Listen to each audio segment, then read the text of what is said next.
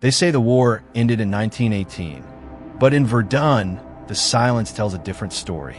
In the fog-covered trenches and crumbling bunkers of one of history's bloodiest battlefields, something still lingers. Ghostly soldiers marching through mist, voices whispering in the dark. Are they memories, or are they still here, watching us? Tonight, we journey to Verdun, where the fallen may never have left. Whispers from the earth. Verdun, France. More than a century has passed since this ground became the site of one of the most brutal and senseless battles of the First World War. Hundreds of thousands of soldiers died here, many of them never identified, their bones scattered beneath the soil, their stories lost in the mud and blood of trench warfare. In the autumn of 2022, a group of battlefield archaeologists from the Netherlands arrived to investigate a long-forgotten trench system hidden deep within the Argonne forest. Their aim was historical, to document the daily life of soldiers and recover any remaining artifacts. What they found instead was something no textbook could have prepared them for. They set up camp near a crumbling trench line, covered now with moss, damp earth, and the quiet of a century of abandonment. As the sun dipped below the horizon, the forest transformed. The wind slowed, the trees grew still, and an unnatural silence fell upon the site. That night, the team's lead archaeologist, Dr. Willem van der Meer, reviewed the recordings from their ground-penetrating audio devices. What he heard chilled him to the bone. At exactly 2:13 a.m., a series of low murmurs echoed through the playback. The voices weren't in modern French or German, but rather an older dialect, more clipped, military, and precise. One voice repeated a phrase over and over again. On any parjame, we never leave. He played it back for the others. They assumed it must be a radio interference, or perhaps an audio glitch. But the forest held no cell towers, no nearby transmitters. Just them and the earth. Curious and unsettled, the team placed additional recorders along the trench walls and waited. The next morning, they found more than just sound. Along the inside of the trench, in the soft mud, were footprints. Fresh ones, not from boots of the modern day, but deep, wide prints with iron hobnail impressions, exactly like the ones worn by French and German infantry in 1916. No one on the team had walked the trench that night. Later that day, as the team explored further, one of the Dutch assistants, Lotte, reported hearing whispers directly behind her as she knelt to retrieve a rusted helmet. She turned sharply, expecting to see a colleague. No one was there, but the recorder on her shoulder mic captured something else. An exhale, faint and ragged, like breath drawn through cold lungs. The team tried to rationalize it. Wind, echo, animal movement. But deep down, they knew they had crossed an invisible line, not into enemy territory, but into a place where the dead had not yet made peace with silence. One evening, as the fog rolled in thick and low, the whispers returned. Louder this time, voices layered upon voices in French, German, and something even older. Groans, pleas, commands barked into the night. And over it all, the same voice as before. We never leave. Some of the team left the site early. Others stayed, hoping to understand more. Dr. van der Meer still returns each year to Verdun, not to dig, but to listen. Because at Verdun, the war may have ended on paper. But underground, in the silence, it seems the soldiers are still waiting. The Dutch soldier who never returned. The Battle of Verdun drew soldiers from across Europe, Germans, Frenchmen, and even volunteers from neutral nations. Among them was a young Dutchman named Peter Voss, a 22-year-old from Maastricht. Though the Netherlands remained officially neutral during the First World War, some Dutchmen felt a personal call to aid the wounded or document the horrors firsthand. Peter was one of them, joining as a medical orderly with the French. His letters to his family were filled with dread and beauty, a strange poetry found in the mud. His last letter, dated October 1916, ended with the line, "If I do not return, know that I walk with ghosts now." He was never heard from again. For over a century, Peter's name became just another faint etching on the wall of a forgotten chapel near Verdun, a volunteer lost to time. But then, in 2021, something strange happened. A Dutch tourist named Eva Hennings was hiking alone through the Meuse-Argonne region, tracing the old trench lines. She had always been fascinated with World War history, and her grandfather had once spoken of a distant relative who vanished in France during the Great War. The fog that day had rolled in thicker than usual, swallowing the trees and muffling every sound but the crunch of leaves underfoot. Eva wandered off the marked path, hoping to find one of the lesser-known bunkers she had read about online. But instead, she got lost. As panic crept in, she heard something, soft footsteps behind her, steady and firm. She turned to see a man in an old, mud-stained uniform. His boots were covered in dried clay, his coat torn at the sleeve. He looked young, early 20s, and spoke in Dutch. "You shouldn't be here," he said gently. "The way out is that way." He pointed behind her toward a gap in the trees. Eva, stunned by his appearance, could only nod.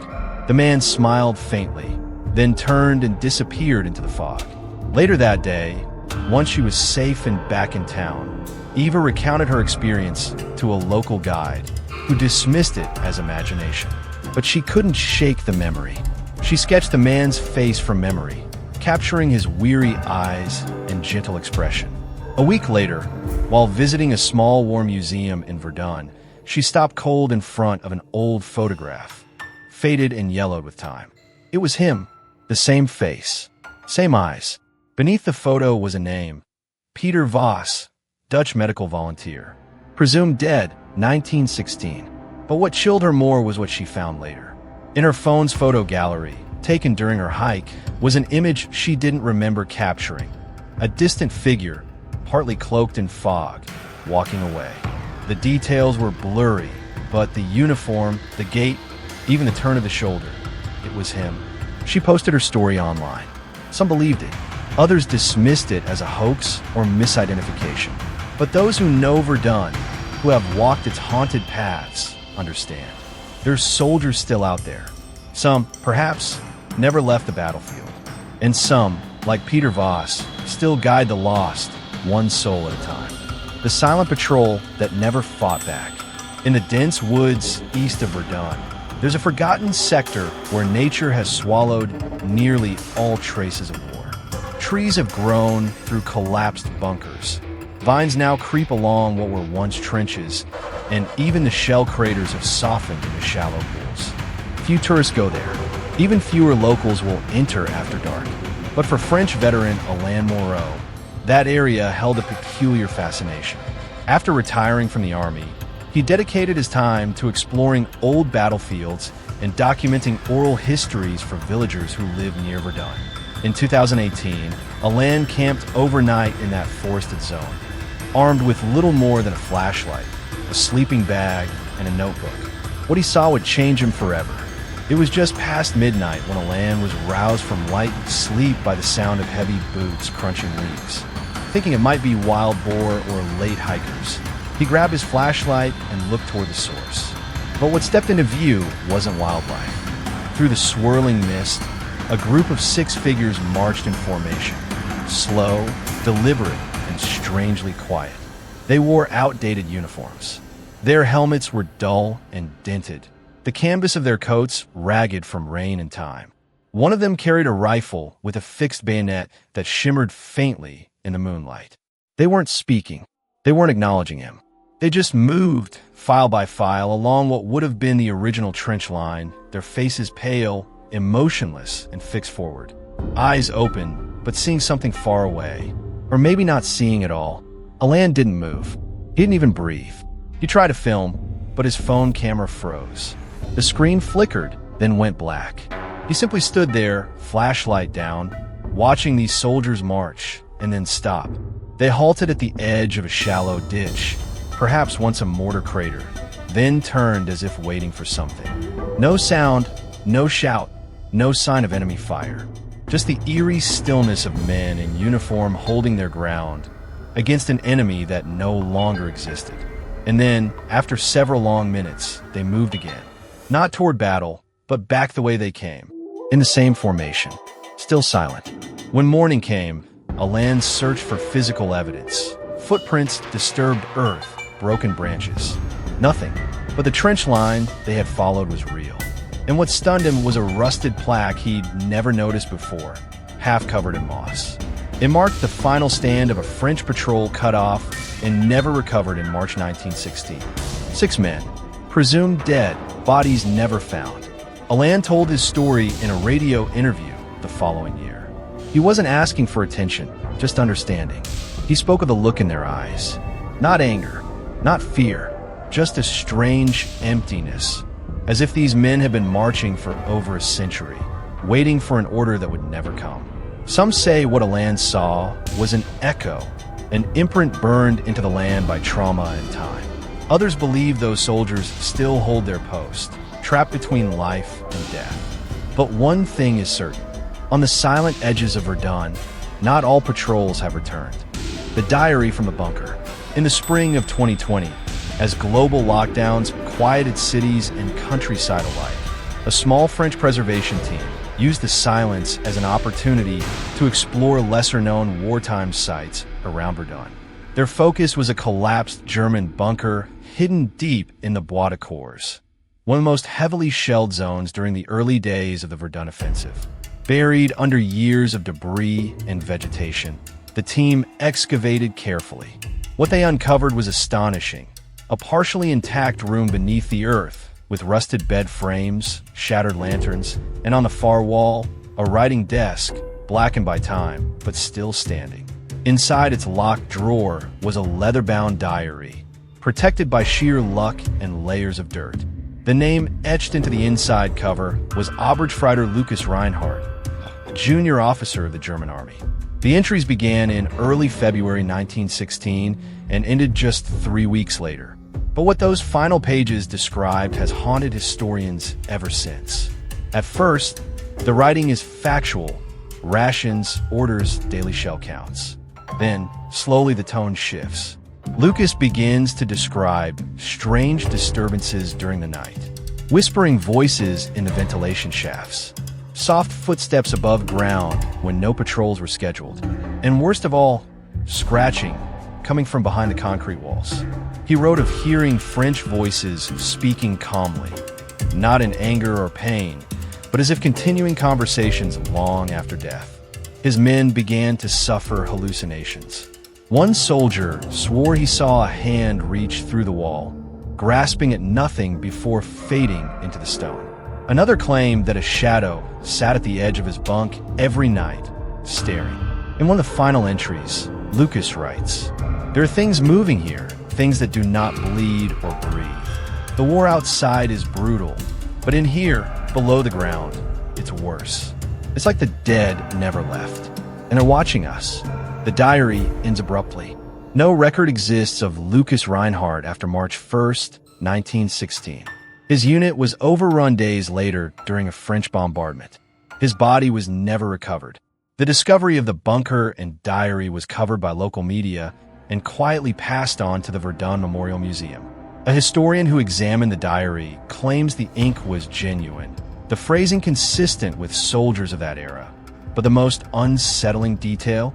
Embedded between the pages was a small photo, preserved like a pressed flower. It showed Lucas seated at the desk, surrounded by 5 men. But behind them, barely visible in the background, was a figure none of the experts could explain. A 6 silhouette, darker, taller, and faceless, standing in shadows. Digital enhancements revealed nothing, only the hollow outline of a man who should not have been there. Today, the diary is kept in restricted archives, but whispers of it continue to circulate, passed between curators, soldiers, and ghost hunters alike. Because deep beneath Verdun, in its hidden bunkers, the dead may not be resting. They may still be watching and writing. The statue that cries. In a quiet clearing just outside the village of Fleury-de-Ventimont stands an old, weather-worn statue. It's not part of the main Verdun memorials, nor does it draw large crowds. Locals simply call it La Sentinelle, Sentinel. Carved in the early 1920s by a grieving father whose son was never found after the Battle of Verdun, the statue depicts a solitary soldier in full French uniform, head bowed, hands resting on the butt of his rifle. His expression is one of sorrow, not pride, Not heroism, but loss. For decades, the statue stood in silence, unnoticed except by passing hikers and the occasional historian. That changed in 2019, when strange reports began to surface. It started with tourists. A couple from Belgium visited the statue just after dawn. They said it felt different, heavier somehow. When they took a photograph, they noticed later that the eyes of the statue appeared to be wet, with what looked like tears running down the stone cheeks. At first, they assumed it was condensation. But that day was dry. No rain. No morning dew. Curious, they returned the next evening and saw nothing unusual. But as they turned to leave, the woman glanced back and saw a single drop fall from the statue's eye. Soon others came. Witnesses described similar experiences. A sudden, overwhelming sadness near the statue, faint sounds like weeping carried on the wind, and sometimes the undeniable glimmer of moisture collecting in the statue's eyes, even during dry seasons. Then came the account of Marcel Dufresne, an 82-year-old local whose grandfather helped place the statue. Marcel recounted how his grandfather, a stonemason, had felt a strange pull while working on the piece.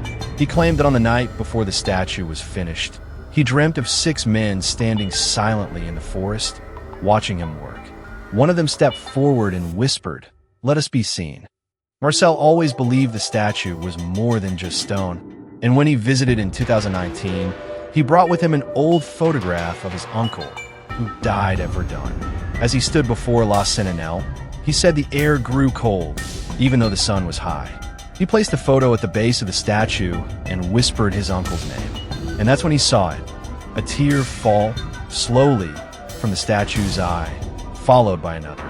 It was the first time he cried in decades. When researchers examined the site, they found no obvious explanation.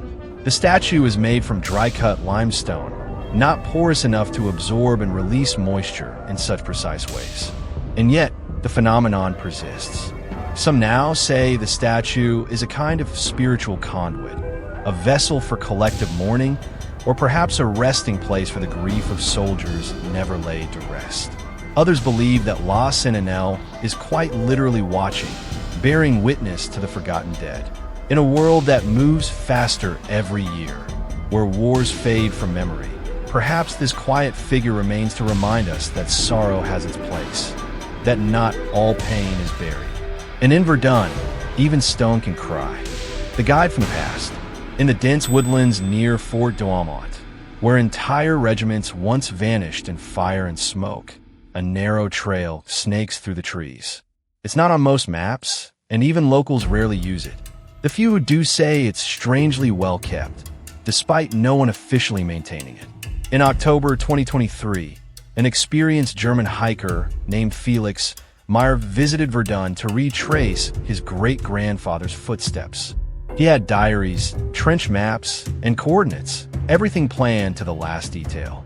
But as the sky began to darken earlier than expected and the forest thickened, he realized he was completely lost. His GPS failed. The compass spun erratically. Trees that should have been distinct markers all looked the same. The temperature dropped, and a thick mist crept low across the forest floor. Then, through the fog, he saw someone, a man in uniform, walking ahead. Confused but relieved, Felix called out. The man didn't answer, but turned and gestured with his hand, a slow wave, motioning him to follow. As Felix caught up, he noticed the uniform was not modern, faded gray, with high boots and a steel helmet dented at the rim. The man carried no backpack, no flashlight, and walked with perfect posture, like someone trained in the old ways. Still, Felix followed. The man never spoke, but continued to lead him, winding through tight trees and over muddy ground, until at last, the forest opened up into a clearing. There in the distance was a paved path, marked and familiar. The official trail. Felix looked around to thank the man, but the figure was gone. No sound, no movement, just mist and the wind in the trees. Thinking he must have imagined it, Felix took a shaky breath and continued back to the road. But later that night, at his hotel, he reviewed the photos he'd taken during his hike, hoping to track where he'd gone wrong.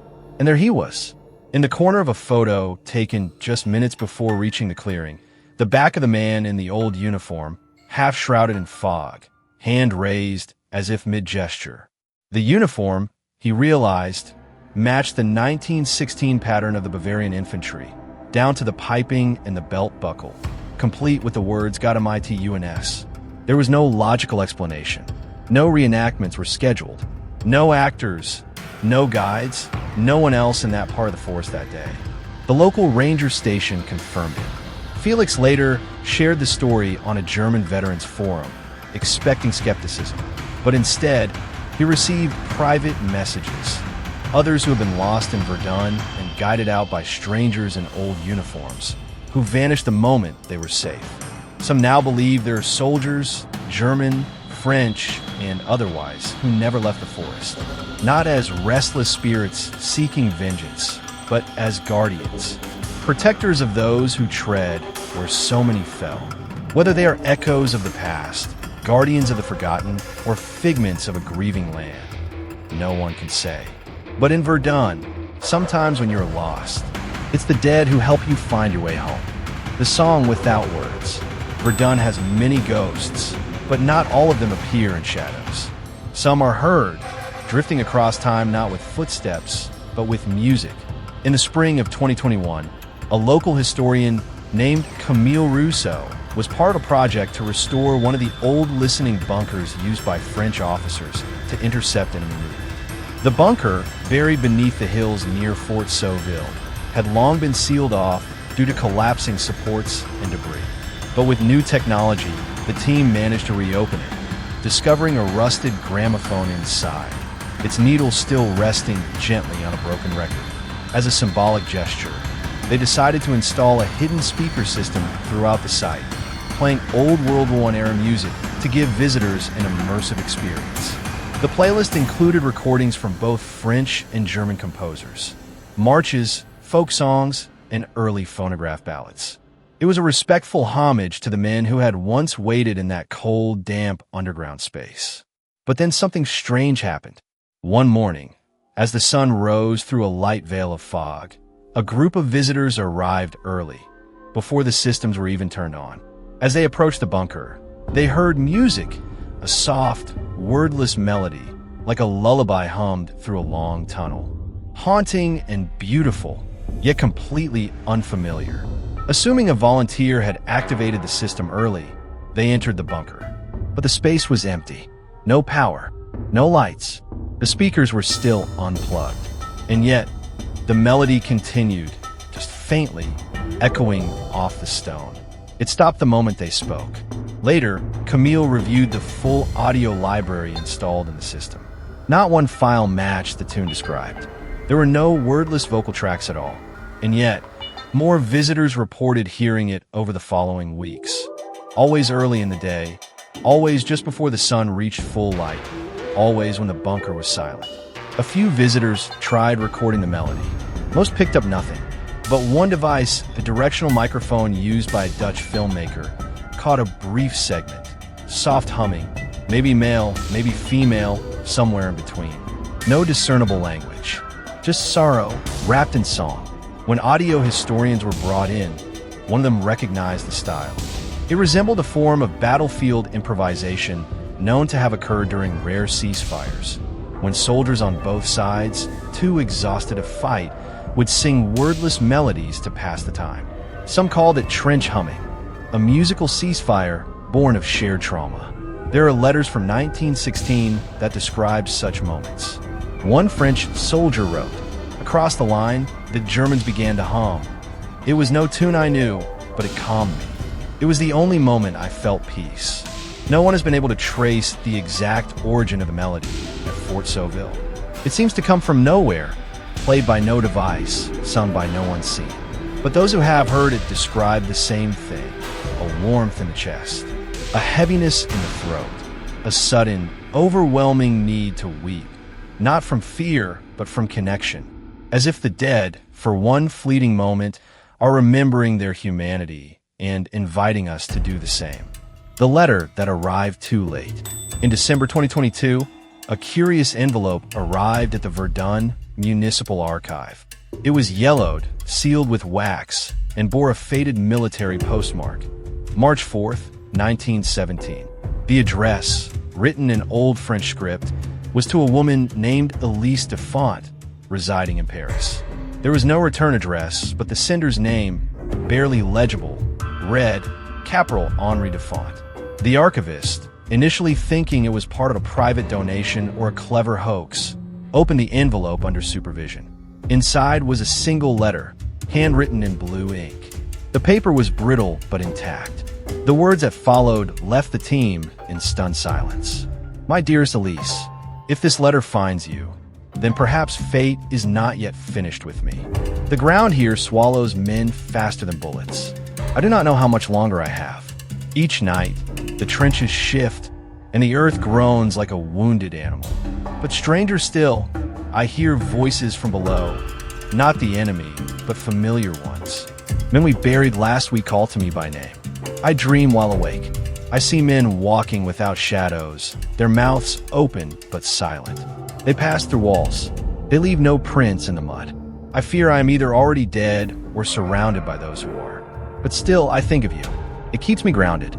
If I never return, remember this. My love did not die here. It waits for you, somewhere always. Forgive me. All the handwriting was authenticated, consistent with early 20th century ink flow, and the letter itself chemically matched to the period. But the true mystery was this. How had a 1917 letter arrived more than 100 years later, without damage, postage updates, or even tampering? Postal services had no record of its transit. There are no tracking codes, no signs of modern delivery. It had simply appeared. Even more unsettling was what followed. 2 days after the letter's arrival, a woman from Paris visited the Verdun Museum. Her name was Claire de Font, Henry's great-grandniece. She had been researching her family lineage and had come to Verdun on a whim, unaware of the letter. When she was shown the document, she wept. Her family had always told stories of Henri, the young poet-soldier who vanished during the war. Elise, the intended recipient, had never received a single message after he left. She waited for years before finally remarrying, though she was said to have kept Henry's portrait beside her bed until her death. Claire said she had dreamed of Verdun the week before, of trenches and fog, and a man riding under candlelight.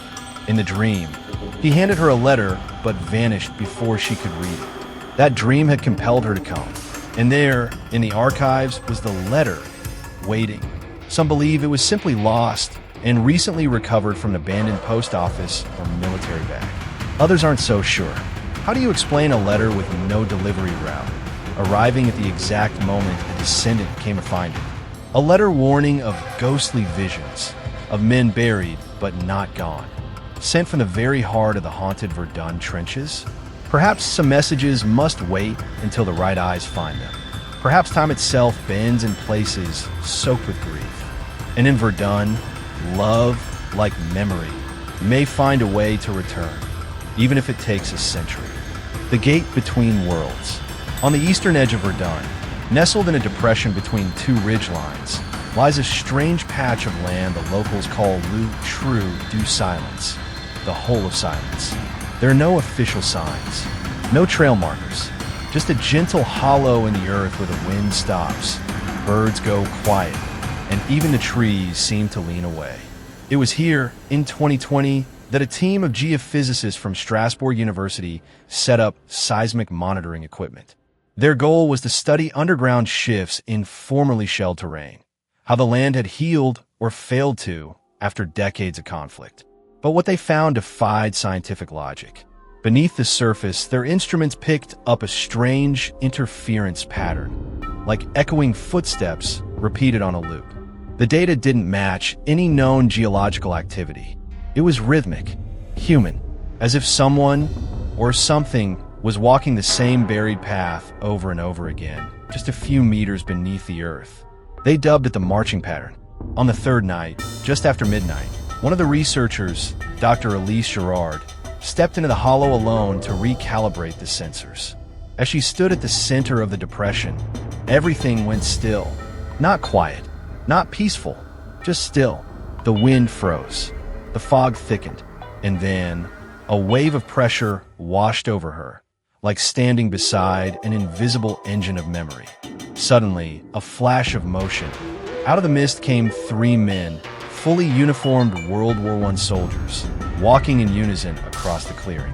Not quite solid, not quite shadow. One turned to look at her, his face pale, his eyes hollow. And then they were gone. She didn't run. She couldn't. Something about the place held her, not in fear, but in awe. She later described it as a gate, a point where time folded in on itself, like pages of a book touching at the center. The data from that night confirmed something extraordinary. A brief electromagnetic spike had occurred, enough to disrupt the equipment and drain several fully charged batteries, but only within a 10-meter radius. Outside the hollow, everything functioned normally. The footage from the thermal camera was even more chilling. At exactly 12:07 a.m., the thermal feed showed three human-shaped heat signatures moving across the screen. But the air temperature was near freezing. There should have been no heat at all.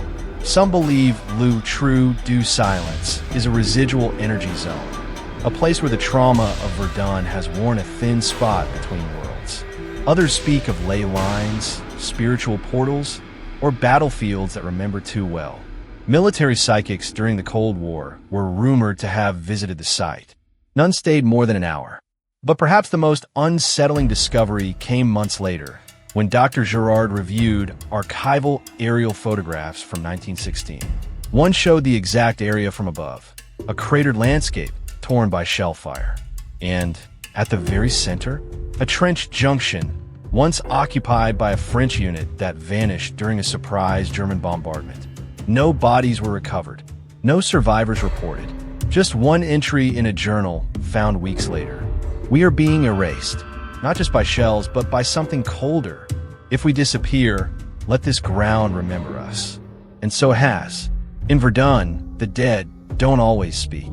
Sometimes they walk, sometimes they march, and sometimes they wait at the gate. Truth or curse, Verdun is no ordinary battlefield.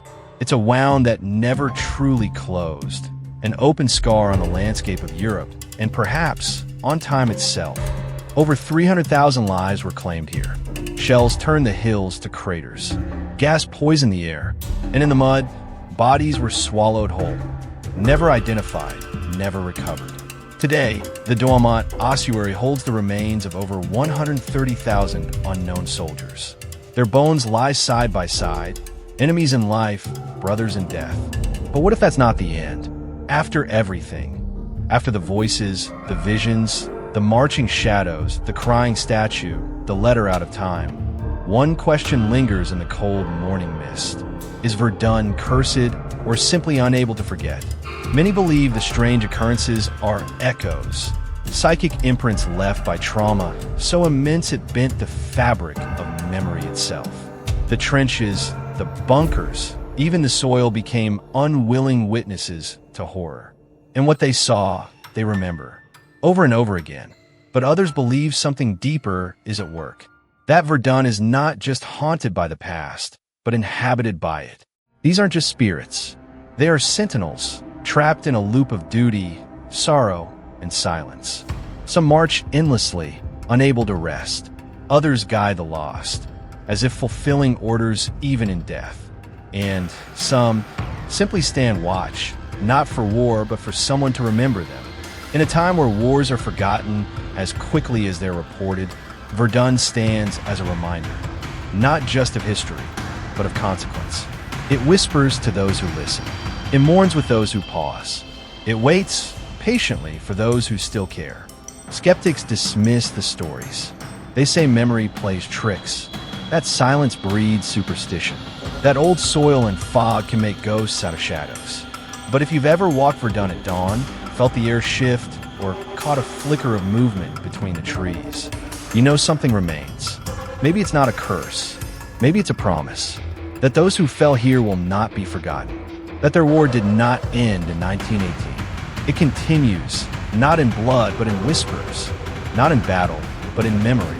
And as long as the mist rises over these hills, as long as someone walks the trenches and listens, the ghost soldiers of Verdun will never truly be gone. Verdun's battle is over, but the silence still echoes. Thank you for walking these haunted paths with us. If the shadows of war still call to you, subscribe to Wartime Shadows and step into the next mystery. A new story is already waiting, and the ghosts are never far behind.